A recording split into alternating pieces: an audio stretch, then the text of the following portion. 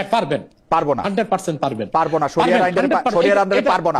হুজুর আপনি গায়ের জোর দেখাচ্ছেন, পারবো না আমি। শরিয়া আপনি মুখের জোর দেখাচ্ছেন। আচ্ছা আমি থামলাম, আপনি আমারে বুঝান। আচ্ছা আমি থামলাম, আপনি আমারে বুঝান। খেলা হবে, খেলা হবে। খালেদ মহিউদ্দিন টকশোর মধ্যে আল্লামা আব্বাসী হুজুরের সাথে একটু ভাব নিতে গেছিল। তারপর হুজুর তাকে জায়গায় জায়গায় এমন ভাবে কট দিছে, কট খাইয়া টেনশনের ঠেলায় 20 গ্লাস মনে পানি খাইছে। কালকের ফুল টকশোর কিছু কিছু ক্লিপস আজকে আপনাদের মাঝে তুলে ধরবো। প্রথমে এই ক্লিপসটা দেখেন। আমি অনেকগুলো হাদিসও দেখতেছিলাম, তো আপনি বলেন তো একটা হাদিস। একটা হাদিস বলবো, একটা বলেন।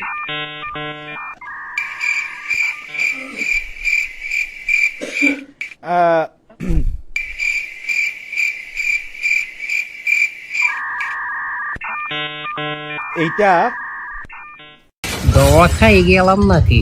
আল্লামা আব্বাসী হুজুরের সামনে সে হাদিস শরীফের বিশাল বড় আলেম সাজতে গেছিল।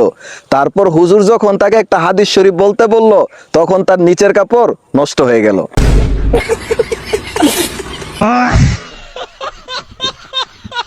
সে বাংলা কিতাব পড়ে হুজুরের সামনে বিশাল বড় আলেম সাজতে গেছিল।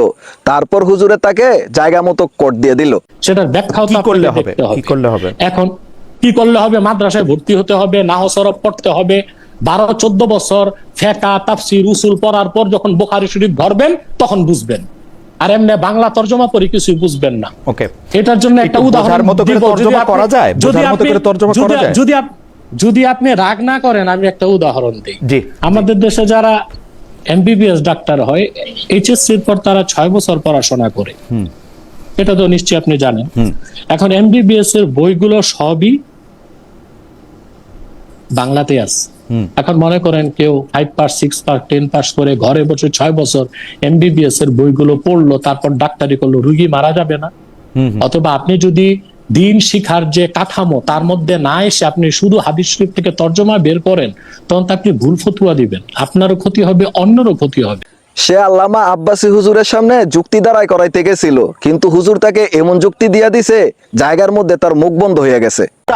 কোরআন আপনি যা দেখবেন আমিও তাই দেখবো। কোরআন নাইজেরিয়ায় বসে যা দেখা হবে, ইথিওপিয়ায় বসে তাই দেখা হবে, বাংলাদেশে লাইবেরিয়াতে ফ্রান্সে বসে তাই দেখা হবে। মতবিরোধটা কেন আসছে? আপনার এই কথার প্রথম জবাবটা আমি দিচ্ছি।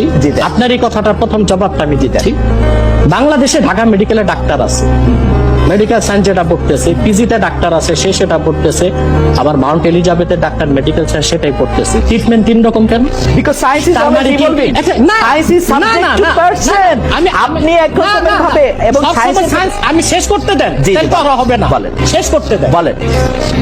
একই আপনাকে আরেকটা উদাহরণ দিচ্ছি, আপনি কোনো ফাঁক দিয়ে বের হইতে পারবেন না ইনশাআল্লাহ। একই স্কুলে একই ম্যাথ বই থেকে 100 ছাত্র পরীক্ষা দিল, সবার রেজাল্ট কি একরকম হয়? না, না হয় না। কেন? গণিতের বই তো একটাই। তাহলে কালকে রাতের আল্লামা আব্বাসী হুজুরের টক শো দেখে নাতিক এবং সুশীলদের রাতের ঘুম হারাম হয়ে গেছে। কিন্তু সবচেয়ে অবাক করা বিষয় হলো যে বিদেশি এক চোদনার নিচের বিচি উপরে উঠে গেছে।